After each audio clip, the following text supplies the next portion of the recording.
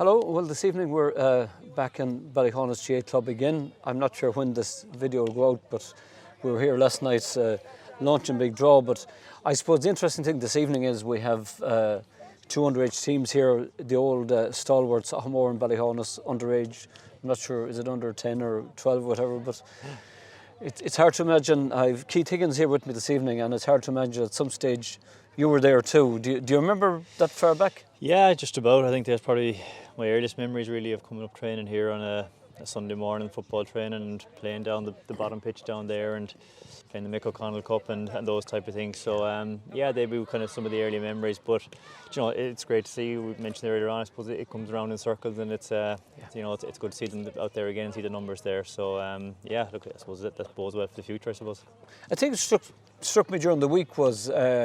Would you remember a thing like, for example, who was the first coach, or who was? Do you remember who was coaching back in the time? Yeah, we had Tom Walder and John Printy. The first two I remember, anyways. I think they were the ones taking us at under 12, or under 10. Sorry, like I said, Mick O'Connell Cup that type of thing. So.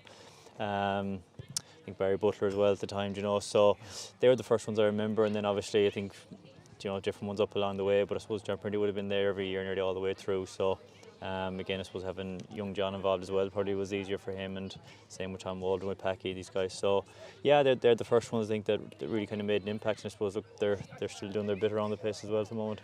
It's funny you mentioned Barry Butler, because the time Evan started playing football, my young fella Barry Butler was in coaching that time, and I remember he died that time as well, tragically. But I remember the impression or the effect that coaches have on you. I remember Evan crying like afterwards, saying, "I miss Barry Butler," you know that. Yeah, exactly. And I suppose look, that's the thing. You know, you talk to anybody who's played underage, you know, at any age or any level, and you know, the first thing they'll think is if them a couple of coaches that would have made an impact on them. And sometimes, you know, it's no matter what sport you're playing, no matter what people listen to, they always come back to, I suppose, those coaches that did have the biggest impact on them when they were younger, and I suppose got them into the game, got the love of the game going. I suppose that stuck with them, and I suppose that's one of the beauties of the GAA. It kind of, like I said, it goes around full circle, and you know, I'm sure in years to come, guys who started off at under 10 under Barry would be back out here teaching under 10s as well. Yeah. Do you see any potential here this evening? Yeah, there seems to be a good bit all right now. Yeah, so you have to keep your fingers crossed that they come through to senior level in the next few years. Yeah, would say growing up was kind of football the be all and end all for you? Kind of, was it? I think football and hurling. I think, like I said, my earliest memories would have been, you know, Saturday morning was training here from 11 to 1, and Sunday morning then it was from 12 to 1 with the football. So I suppose that's kind of what the week revolved around, really, was the weekends and get the chance to come up here and training. And you know, at that time there was very little else to do, I suppose, bar being out in the back garden and kicking a football or hitting the ball off the wall. So yeah, look, I suppose that's the way it was, and I suppose for me anyways, things have always been the same. Everything has revolved around the sport. To move on, we'll say, to when you got to, say, secondary school and come college era, I always felt, maybe incorrectly, but it must have been a very challenging time for you. And that will say you'd have been dual player, you'd been playing hurling and football, you'd have playing college. We'll say at maybe the age of 18 or whatever, you'd have been playing maybe college football, hurling, minor, maybe hurling football, maybe senior, maybe under 21. There must have been a couple of years there that was just absolutely mad, was there? Yeah, I think probably, you know, up until maybe 17, 18 it wasn't too bad, because I suppose all you were doing was you were playing football and hurling, obviously at school, but that was it. I think once we went to college then, like I said, you probably had college football and hurling, under 21 football and hurling with Mayo and with the club, and then senior football and hurling with Mayo and with the club. So I suppose there was a lot of masters to serve at that stage, so that would have been the most difficult period, the most busy period. But look, I suppose for me, all you want to do was play and train and play games, I suppose. So never really saw it as a burden. Look, it got very tiring at times, but like I said, look, that's what every young lad wants to do, is play as many games as they can. So yeah, like I said, never saw it as a burden. It was always something you want to do and something you're lucky to do. I remember I read a piece there in the last couple of years. I think it was Colm O'Rourke that said it, and he was saying that, would say, kind of the fun has gone out of football now, that it's gone very serious now with the whole thing of diet and psychology and strength and conditioning and everything. Yeah, I could see where he's coming from. I think obviously it was more so focused on the inter-county game, really, I think was his comments.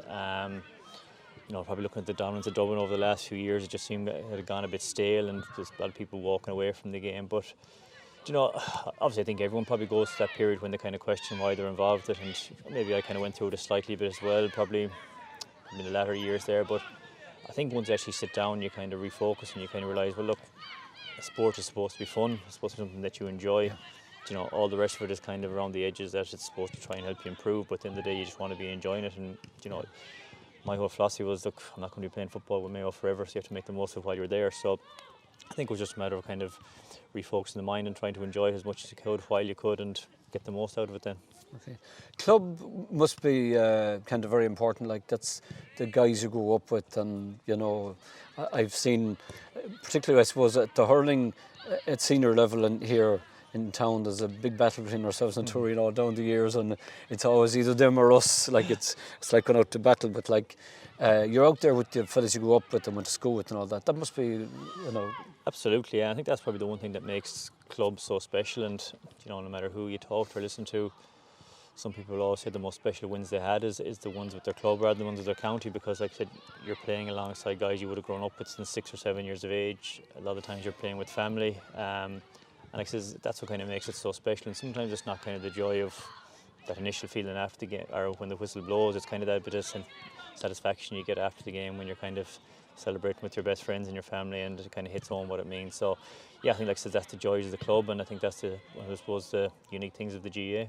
I suppose an aspect of it as well of letting fellas down, like if you play bad and you're with your mates, the fellas you go up with, you feel you've let them down. Is that kind of a...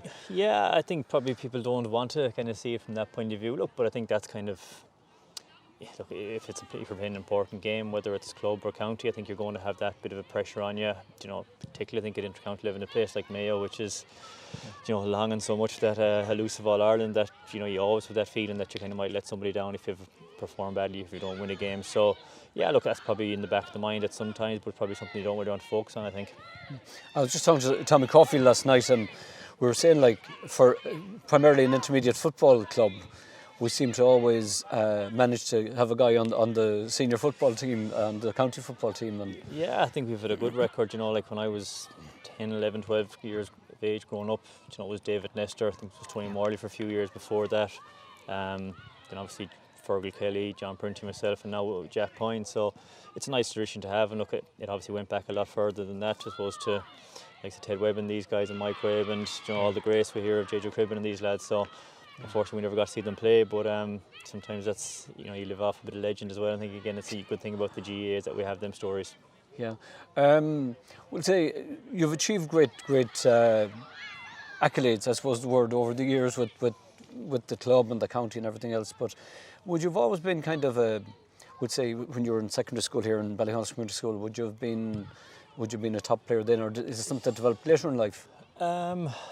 Probably developed a small bit later. Yeah, I think I remember being on the Mayo Ted Webb team, the under 16 team, and being a sub. I can remember the final held up here every year, and we got to the final against Galway and we won, but I was an unused sub on the day. So obviously then made the minor panel a few years later. So yeah, look, it wasn't something that was always kind of there. I would never have seen myself as a natural footballer, to be honest, even when I came in with Mayo.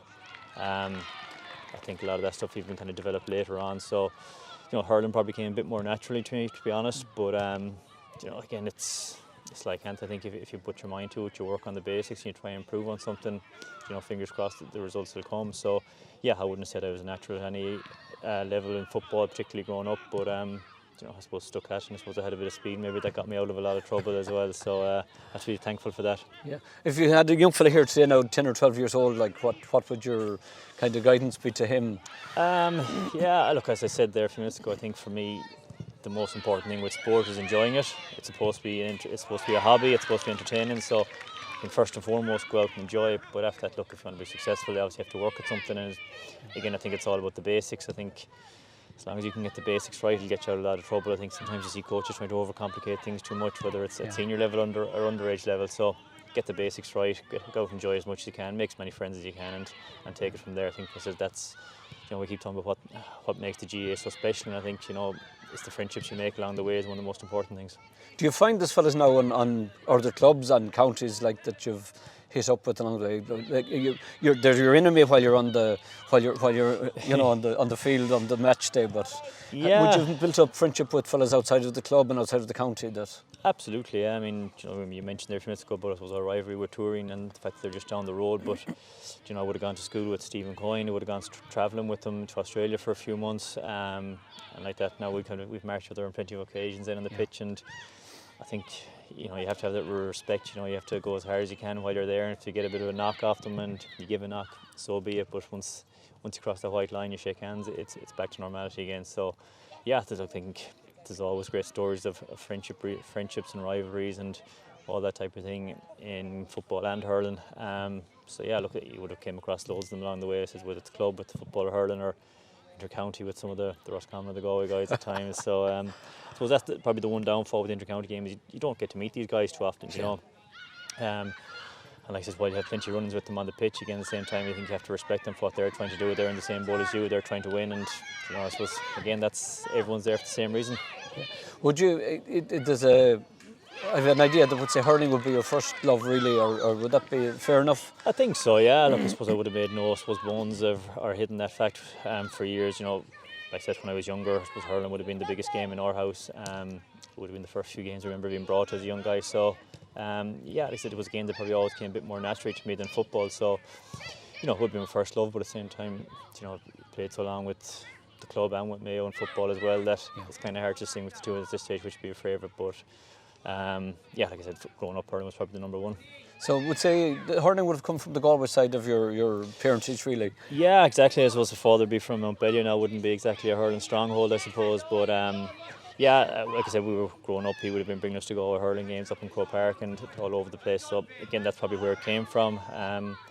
I think when you're going to games as a young lad and you're seeing kind of the heroes of the game play, that obviously it sparks that interest again for you. So yeah, look, that's where the hurling side would have come from. Obviously he'd have been involved here with the club when getting the hurling up and running back in the late 80s in the national school and all that. So look, it stuck with us, and hopefully we'll be able to carry it on now as well. So, like, originally on the hurling subject, Turin was the club here locally. Like John Jehoven, for example, I'd always think of my own neighbour would have won county titles with Turin. I think way back in. Yeah, absolutely. I say they would have helped out when we were getting hurling going here in the club back in the late 80s. We would have had underage, but at the same time we'd have had no senior up until '98. So like John Jehoven, even my own brother Pierce would have played senior with Turin and won county titles with them. So. Yeah, I think we're thankful to them and owe them a bit as well for helping us getting started. But like I said, when we cross that white line, that goes out the window, and we have to remind them of a few things. But look, they've been kind of the dominant force for years in Mayo hurling. I suppose they would have been for the last couple of years as well. They've had great success in Mayo and in Connacht. So luckily we got one back over them last year. Yeah, and they got on to the All Ireland. They ended up playing the semi-final, was it? Yeah, they won 2 Connacht titles and got to 2 All-Ireland semi-finals, which is a huge achievement. That's one thing that we haven't managed to do. We've got to a few Connacht finals but never got over the line. So, look, it's always good when you see, I suppose, a team from a so-called weaker county making a breakthrough like that. Chucky or law, I suppose, on that one. But exactly, exactly. Just like the boys in a couple of weeks. Yeah, and of course we can't go without complimenting your victory in the Nicky Rackard Cup recently, captain of the hurlers. It's meant as if you can't get the Sam Maguire All Ireland, we'll have to take second preference, won't we? Exactly, yeah. Look, it was a nice one, I suppose. Once I finished up with the football, I suppose the plan was always to try and play a bit of hurling, particularly having Derek Welsh here from Ballyhonus involved, and Tom and Dave and a few of the guys. So, it was nice to get back involved and topped off by getting eventually a chance to walk up the famous Hogan steps. Yeah.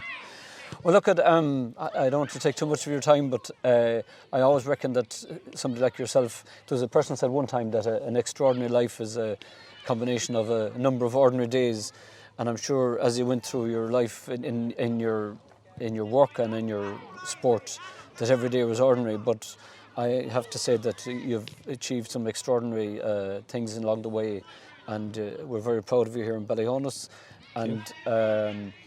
I think you've given any young fella today something to look up to, and a great example to any young fella coming up. Thank you very much. You and the Ballyhonus club and the county team have given us a lot of happy days in pitches all over the country. Yeah. We've got around the country a good bit right in the last few years, but no, I suppose look, just on that, like I said, I can remember being that age and looking up to guys that were playing senior at the time. So you always have to have someone to look up to, and hopefully in a few years' time, like I said, Jack will be there as well, and we'll have plenty more people, and we'll be getting more guys like this playing in the Mayo jersey in years to come. Yeah, I don't know how's your Irish, but there's an old Irish saying, "Dúirt ben lum gon dúirt ben lay." But on that kind of a note, a person told me that he was talking to Jim Gavin out in New York the last time Mayo played out in New York, and he asked Jim Gavin if there was a transfer market in Ireland like there is in the English Soccer Premiership, who would he buy? And he said yourself. So I think he had an alright squad there with himself for a while, so I think he was okay.